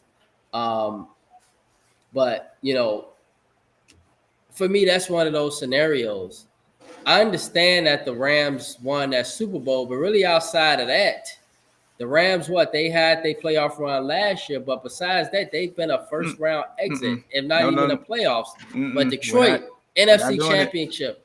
Nope. I mean, come on, guys. Nope. We're not doing it. We're not doing it. As much as I feel your point, Brandon, man, we're not doing it. Man, the goal is to win a championship. I mean, perfect example, the San Francisco 49ers. They've been to the Super Bowl twice. So we gonna give them a pat on the back, like job well done? No. I mean, making a Super Bowl, you're talking to a Bears fan here. I don't know what the hell the Super Bowl looks like outside of 2007. So making a Super Bowl is a great accomplishment, guys. But they didn't know. You know how many teams wish they could make the Super Bowl? Of course. Wish they can make the NFC Championship? Of course. And the Rams did it and got it done. And the Lions have not. I'm just saying, it's 64. It's 60-40 until they win a championship. Yeah. It's close. They got to get it done. Because it's not like the Rams are bad. They're still a good football team. The Rams are still very good football team. Very good. So that might be my Super Bowl pick this year. Yeah, they are good. Right. Even more reason why they win the trade. Yeah, and we're not gonna sit up here and say like, okay, so yeah, the Lions have done good, but also the Lions have fumbled this twice. I'm not gonna sit there and say the Lions should have went to the Super Bowl 2 years ago when they played the Niners in the NFC Championship. They fumbled that, and then last year they was the number one seed in the NFC. They was the number one seed last year. They was the number one seed last year and got routed by a rookie quarterback. I ain't trying to hear it. No, they got to win. All right, and so I just wanted to put that out there. So. Jamar, I don't think you hit the button, man, but I think that's a Cancun here. Yeah, we got Cancun. All right, and so the Cowboys at the Panthers. The Panthers, guys, they appear to be a sneaky team. As we stated last week, Jamar, when you doubt the Panthers, when you doubt them, that's when Bryce Young gets the memo, Chris. He got the memo last week that the Early Morning Sports Talk podcast doubted him. And he came out and he showed out. Every time we seem to say, hey, it's going to be a Cancun. It's going to be an easy win. The Panthers tend to come out and do the opposite. Now, the Panthers, again, are at home, guys. This might be important here. And they are playing against a bad Cowboys defense, but against a pretty potent offense. Jamar, who you got for this one? Well, Vegas likes Dallas, 3.5-point favorites on the road, 49.5 over under. They're predicting a high-scoring game. I can see that. Yeah, so I'm gonna take the Cowboys. They have a better quarterback, better offense. We were talking about doubting the Panthers, but there's good reason to doubt the Panthers. They just happen to show a little resiliency and fight off the Dolphins, and they so happen to skunk the Falcons early in the year. But other than that, it's been abysmal. I mean, but both of these teams, Jamar, they're both 2-3. Well, the Cowboys are 2-2-1. Yeah, sorry, 2-2-1. Thank you for that. And so, the Cowboys are 2-2-1. Panthers are 2-3. That was my whole point of saying that the Panthers are actually 2-3. That's not so bad. I thought the Panthers would be on 5, honestly. And so, Chris, who you got for this one? Cowboys or Panthers? I'm gonna go with the Cowboys. Solely based off the fact that the Cowboys have more weapons. And even though the Cowboys are missing one of their key weapons, they still got other guys to go to. The Panthers are missing Chuba Hubbard. He already out for this game. Yep. He a big part of what they do. He's probably the only Mhm. the shining light of the offense. So I'm gonna go with the Cowboys. Yeah, but there's another shining light, man. It's number 4. This kid for the Panthers can play football. Forgot his last name. Predator McMillan. He needs to find the Yes. end zone though. He ain't scored Yeah. yet. That's a problem. He scored, but he can play the game, and so you can see some bright spots on the Panthers. Bryce Young, he thrives in shotgun. Seems like in certain situations he's not as bad, and so it'll be a good game. I think it'll be a high scoring game, but I got the Cowboys as well. I think the Cowboys pull it out late. Patriots at the Saints. The Patriots guys are talk about a transformed program. They at New Orleans. New Orleans pulled off a nice win last week over the Giants. Jamar, who you got for this one? Uh, Vegas likes New England 3.5 point favorite on the road, 45.5 over under. Like I know Drake May was playing pretty well this year, but that game against Buffalo, that showed a lot. That showed a lot to go Yeah. into Buffalo and do that. Yeah. Like I'm very impressed. Yeah, I'm going New England. Definitely going New England here. Okay. Yes, and Chris, Patriots at Saints. 3-2 Patriots at 1-4 Saints. Man, I gotta go with the Patriots, man. After what I seen in Buffalo, and Stephon Diggs looking like a monster out there. Him and Drake May, right? Is that that's Drake May? Mhm. Yeah, him and Drake May looking like they got a good little connection going on. I'm gonna go with the Patriots. Yeah, and I'm with you guys. Jamar, I think we can pull out the button. I think the Saints, they I like Spencer Rattler. I think he's gonna be a decent quarterback, guys. I think it'll be a good game, especially being that it'll be in New Orleans. Yeah. Browns at the Steelers. Dylan Gabriel, he's going up to Pittsburgh tomorrow. Jamar, who you got for this one? Steelers 6.5 point favorite, 38.5 over under. So I'm gonna take the Steelers. I don't have the warm and fuzzies. I feel like this is going to be a low scoring dogfight. The Browns defense are real. That is a real defense. So I feel like it's going to slow down the Steelers, but Steelers is still competent. The Browns are not. Give me the Steelers. Yeah, the competency, that's a big difference. Chris? I'm gonna go with the Steelers too, only because one of my sole reasons is because I don't want the Browns to win until Shador is the quarterback. I want them to I want them to get stomped every week until Shador gets what he deserves, man. Man, I'm with you, bro. I think America's with you, dog. For real. And so Kyler Murray Jr. ain't it?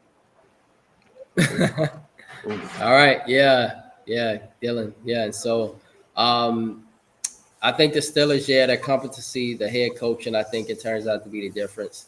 But the Browns could definitely win this game. It's an AFC North game, right, guys? It's a division game. Anything can happen with these division games. Rookie quarterback, you don't have much film on him. So it's a dangerous game for the Steelers, but perhaps one of the great head coaches in the game, he might be up to par on that stuff already, as he's been doing it for a long time. And so I think the Steelers should pull this one out. So give me the Steelers at home. So Jamar, I think you should pull out. All right, Titans at the Raiders. I don't know if there'll be a Cancun on this one, but Jamar, who you got for this one? Cam Ward. This might be a good opportunity for him to get a W, man. Yeah, this tough here. Raiders 3.5-point favorites at home, 41.5 over under.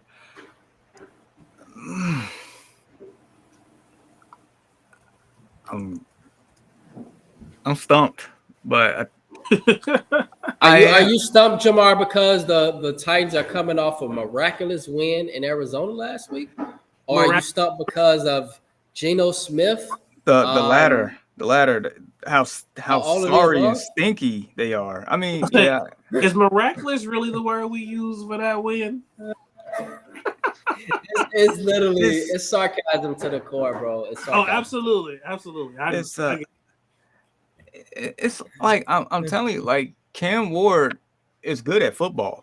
The team is not. He is good at football.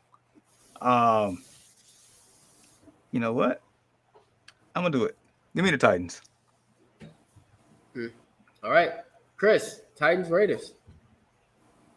The game's gonna end in a tie.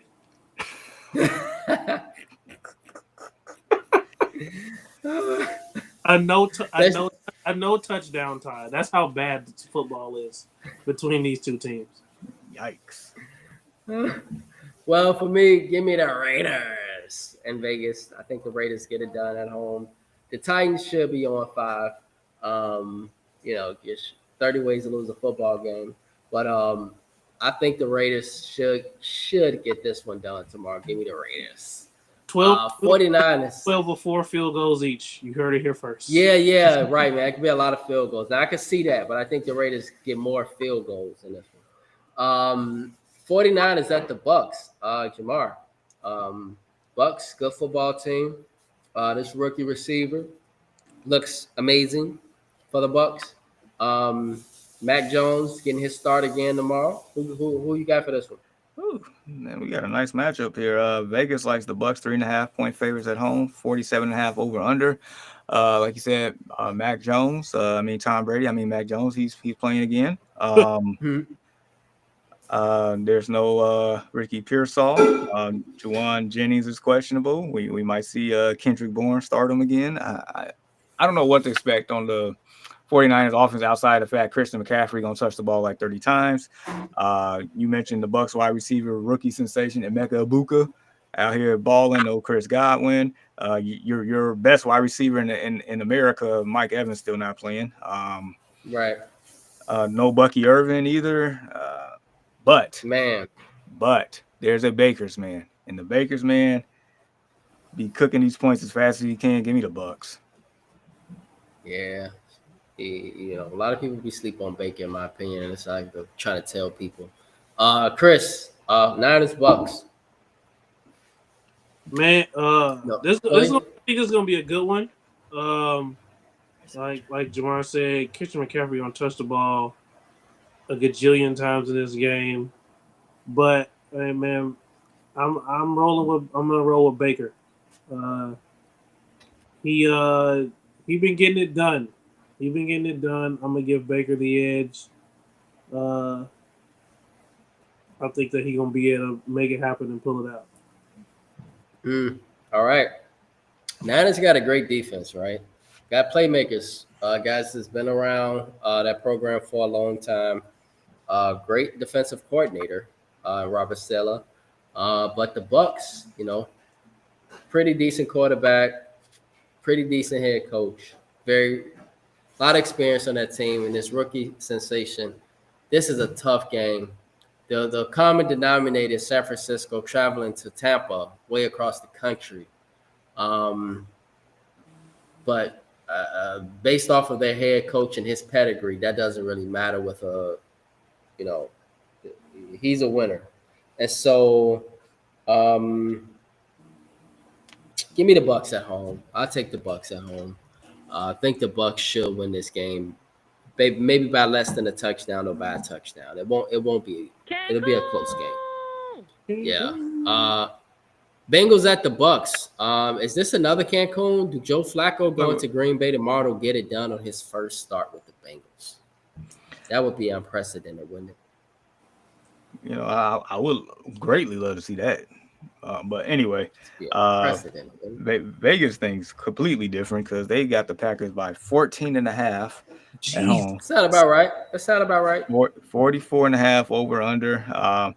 Personally, I think that spread is way too high, but that's nuts. I will take I'll give me the points with the Bengals on that one.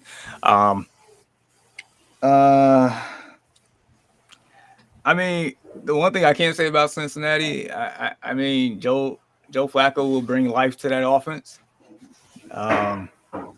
Their defense. He will. What life will he bring, Jamar? He will bring life to Jamar Chase and Chase Brown. They will actually be productive again, and maybe T. Higgins. Right.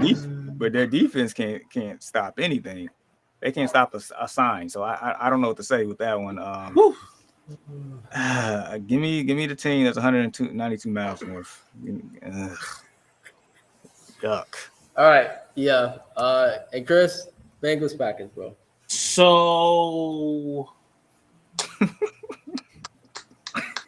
this is gonna be funny, but I'm taking the Bengals.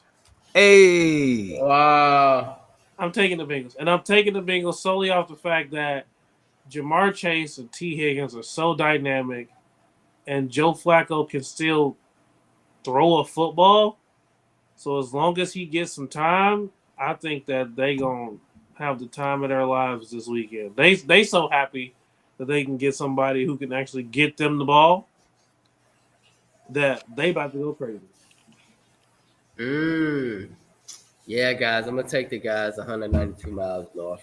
And I don't like the Packers. I hope you're right, Chris. I really do. I really hope you're right. I'll be so happy. Yeah, it'll be great for us as Bears fans to watch the Packers lose. But you know, I feel like when you have a giant spread like that too, 14.5 points is crazy. That is like, yeah, that's showing that they really think that. Yeah, I feel like every time something like that happened, the game is way closer than it's supposed than they expect. So I'm gonna roll with that. It's too confident. Interesting. Yeah. Yep. And so, yeah, give me the Pack, guys. Lions at the Chiefs. The Chiefs, man, the Chiefs dropping games. Yeah, man, dropping games. Got the Lions tomorrow. Who you got for this one, Jamar? Chiefs 2.5 point favorites at home, 52.5 over under. They got the Chiefs as favorites, really? Yeah. Wow. Like, I get why you say that, but I'm on the fence here because. Wow. I know it's gonna be a good game, but wow, they got the Chiefs as favorites. Yeah, I mean, you are what your record says you are. I understand that. Yeah. But I also understand that the 3 losses that the Chiefs had, like, pretty much came down to just the craziest things. It really has. People are gonna say that's karma. Maybe so, from what happened last year when they won all those games they probably shouldn't have won. Mm-hmm. Yeah, it probably, universe balancing itself out, but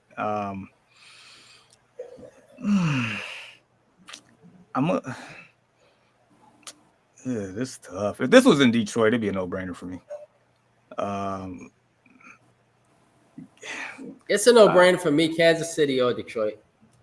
Yeah, I'm sure both of y'all taking the Lions. I'm pretty sure. I'm gonna go Kansas City.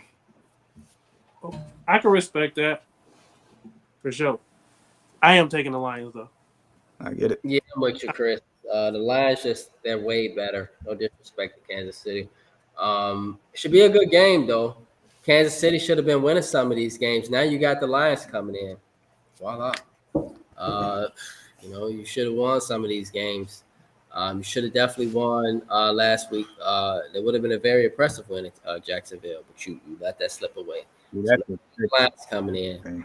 and I mean, if they win this game, it'll show us that the Chiefs could still be a dangerous team. If they win this game, Jamar, it could show us that the Chiefs still got their That's championship pedigree. that's the thing. But they get Rasheed Rice back next week, so it's like just stay afloat.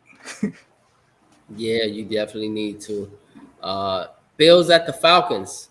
Who you got for this one, Jamar? Well, Vegas likes Buffalo in Atlanta, 45 and a half over under 49. No, 4.5. I'm sorry. 44 and a half point favorite for the Bills, 49 and a half over under. Like the Falcons are always an intriguing team because they have so many weapons on offense. They just got to put it together. But I'm gonna take Buffalo because they arguably got the best player in football, and I'm pretty sure he's pissed off from how they lost last week. So give me Bills Mafia. Yeah, Best, Chris. best player in football. Ugh. I said arguably. I mean, yeah, man. This guy. I mean, Josh Allen is that dude, man. Eh. So, Chris. I'm a go with the Bills just because I don't see the Bills losing 2 games in a row. They do have a dynamic offense and a pretty good defense. I'm gonna go with the Bills. Yep. I'm with you guys. Give me the Bills. Yeah, give me the Bills Mafia. Thanks, Jamar, should pull out the button on that one. Hold on. There we go. Voila. And so, yes, the Bears at Commanders. Do the Bears get revenge tomorrow, Jamar? Who you got for this one? This one brings so many memories. Commanders are favored by 4.5, 50 and a half over under. Whew. A lot of points. Yeah. So I mean we know how last year went. So we ain't gotta go through that whole debacle again. But I want to hear about it. you know what? It's tough to talk about. Calm and collected. That's what I'm gonna do. People antagonizing me. Tough to talk about, man. So never mind. All right. So as far as this particular game on this Monday night, just taking my unbiased hat off here, I think we win. Without being biased, I think we win. Like I mentioned earlier, the Commanders' defense ain't that great. It's not. More so, our offense is starting to be like really competent here. The numbers on offense from this year to last year at this point in time is completely night and day across the board. Caleb Williams has looked a lot better, more poised in the pocket, getting the ball out. The Bears are converting on their third downs a lot, which you hardly ever see. And that goes, and this is all without really getting the most productivity out your offensive weapons that you got in all season and drafted. So it's like there's room to grow there. Defense, just stop them enough. That's all I ask. The pass defense isn't great, but we are getting Kyler Gordon back, one of the best nickel corners in the league. I'm happy to see that. Hopefully, I think TJ Edwards is playing.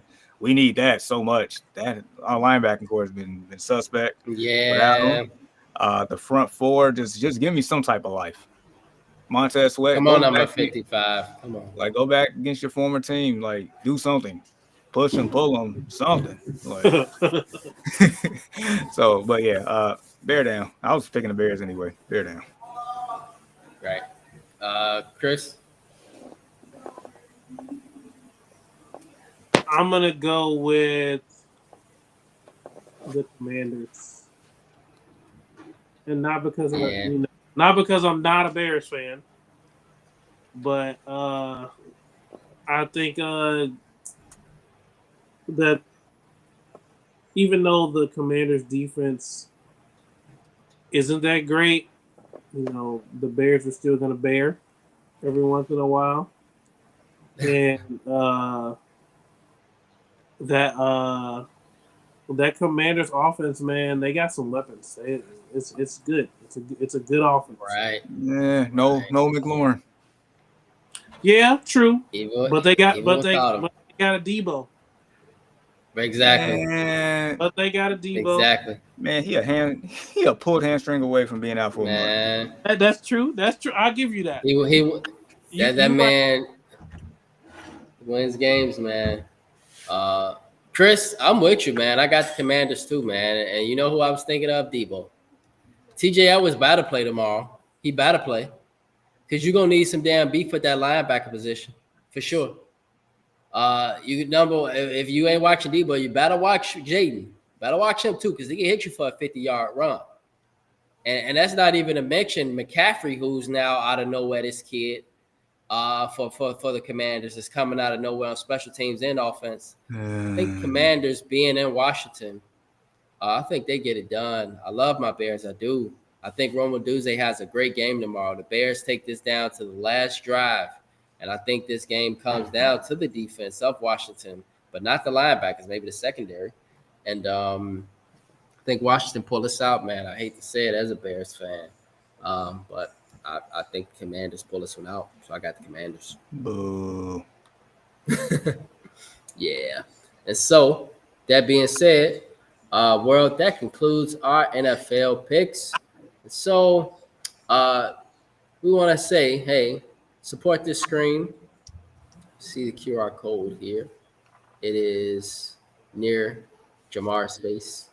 So, the face, you see, yes, Jamar's pointing to it right there. So use that QR code, and there you could give to our podcast. And so, yes, thank you very much.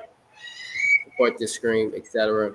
So, quickly, fellas, before we get out of here, one last question, Chris. Is SGA deserves to be the face of the NBA, in your opinion? Yes or no? He has won a championship. He is a Finals MVP. I know this question is catching you off guard because we got Ant-Man.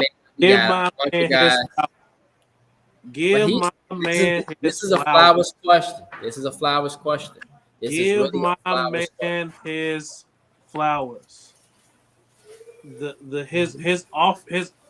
way he play on both sides and the poetry in his offense, man, is phenomenal. Give the man his flowers. You can name anybody and everybody you want, and there ain't nobody that you can say they can do anything better than him at any aspect of the game. He do it all, and I think he get the short end of the stick. I know it's boring because he get a lot of foul calls, but play some defense, bro. Play some defense.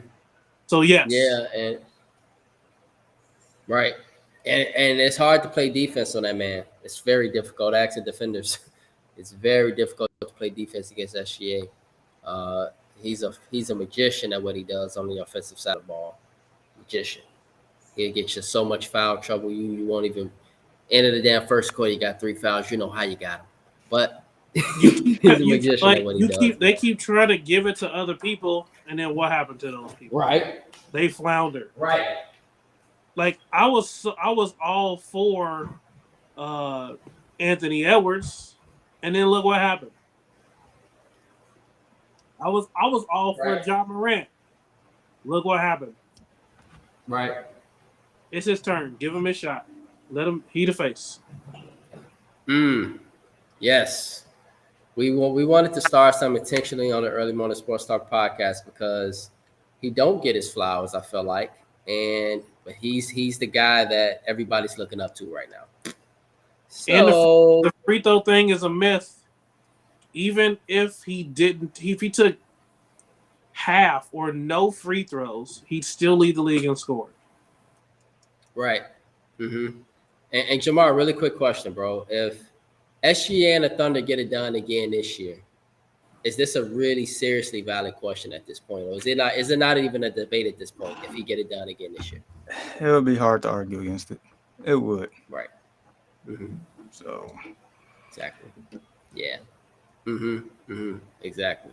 And so we want to put that out there because it's a very valid question for SGA. We'll see. NBA season starting up very soon, guys. October. NBA season starting up very, very soon.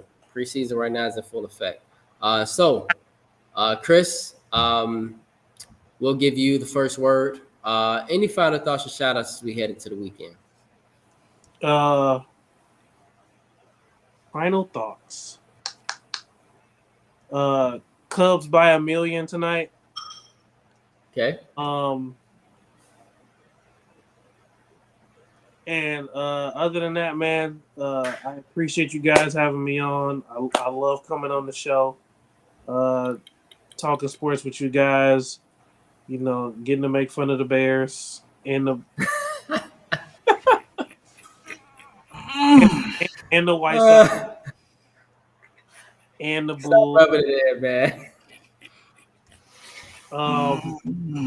But hey, yeah. You zip it down there. Y'all lost 100 games again this year, bro. We're in rebuild mode, man. Yeah. That's the excuse. Because y'all hired that geezer and he ruined y'all chances.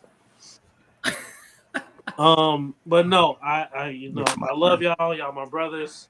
I appreciate y'all having me on. Like I said, Cubs by 1 billion, and hopefully I can get back on soon, and it'll still be Cubs by 1 billion. That'll be amazing, man, if that could happen. So, yes, Jamar, my brother. Any final thoughts or shout outs as we head into the weekend? Boy, oh boy. Look, on a real note, first and foremost, shout out to Chris. I give Chris a lot of poop emojis about his teams, but no, that's my brother, the thick and thin right there. So definitely a pleasure to have you on once again. Now I will say, yeah, we lost 100 games, but I would say the second half of that season, team looked really good. Colson Montgomery. I don't know, for whatever reason, the White Sox was hitting a lot of home runs. We got a lot of momentum. They were, man. Their offense. I can agree with that. Because I was gonna point that out, Chris. After Jamar was done, I was sure gonna point out the White Sox. Absolutely. I was waiting. 100%. They did play better baseball at the end of the year, which is something that you can hold on to and take into the next season when y'all lose another 100 games. Wow. But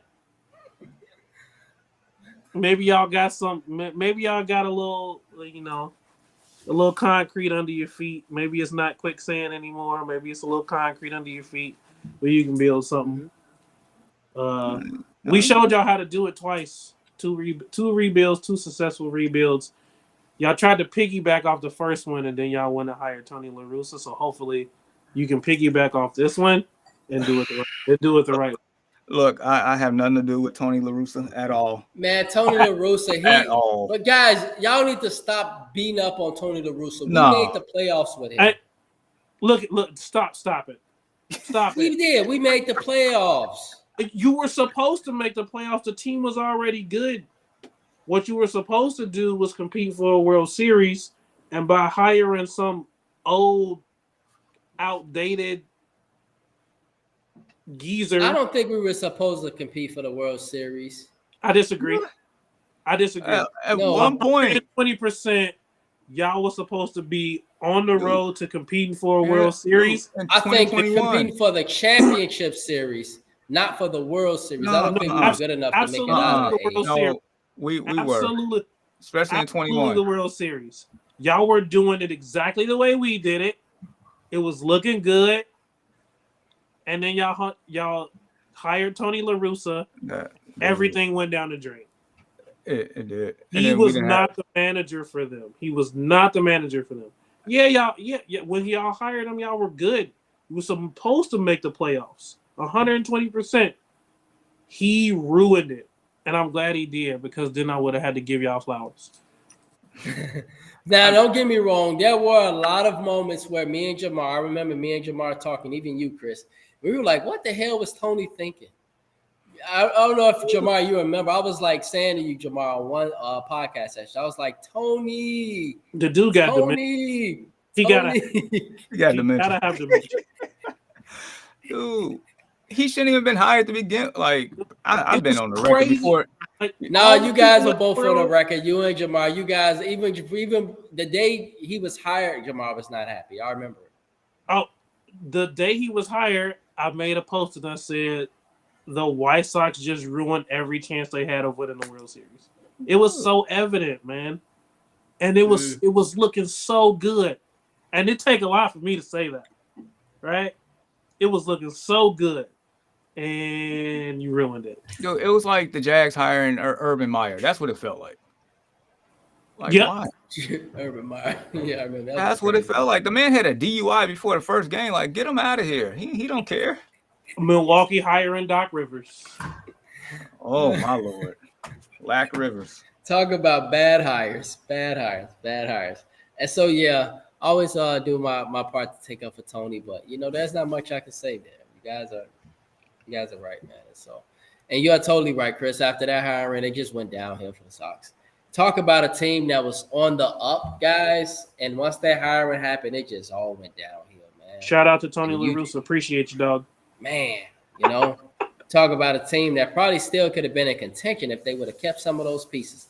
But all those pieces end up leaving. All of them. All those pieces left.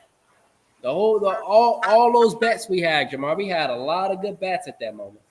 They all just end up leaving. And So- not to mention, we gave y'all those players that y'all was supposed to lean on, and y'all ruined it. We even tried to help y'all out, and y'all still found a way to mess it up. And so yeah. Can we log off? So final thoughts and shout outs. So Jamar, I think at this point you've given us your final thoughts and shout outs, right? Yeah, man. Just know within all this, I love Chris to death. That's Hey, I love y'all too, bro. Y'all my brothers. Absolutely. Yeah, man. Yes, love you, bro. And Chris, man, it's always a pleasure to have you on. Every time it's a blast. And you are a great for our podcast, man. Your face, your baseball analogy. Man, we had a lot of viewership this morning. It was fantastic. We did excellent. I'm very happy on that end. And so you are very welcome back. And so we appreciate you, bro, for a variety of reasons, man. I know you and Jamar, man, are day one brothers. And so it's a pleasure, man. Go ahead, Jamar. Hey, I was saying we need Chris back on next week, especially if the Cubs win today. I'm just saying, like, Yeah, man. If the Cubs win today, you gotta come back, Chris, if possible, man. Okay, you I gotta got you. come back because We are actually off again next weekend, so my Saturday morning is clear, and I'm gonna make sure I keep it clear. Even if the Cubs All right. don't win, I'll come back on and talk about how Craig Kensel fucked the game up. all right. all right. Pleasure, man. That's awesome, man. It's always great to have you as a guest, man. You're really good for the viewership. And so, yes. And so with that being said, Chris, appreciate you. World, we appreciate the viewership. Jamar, my brother, as always, man.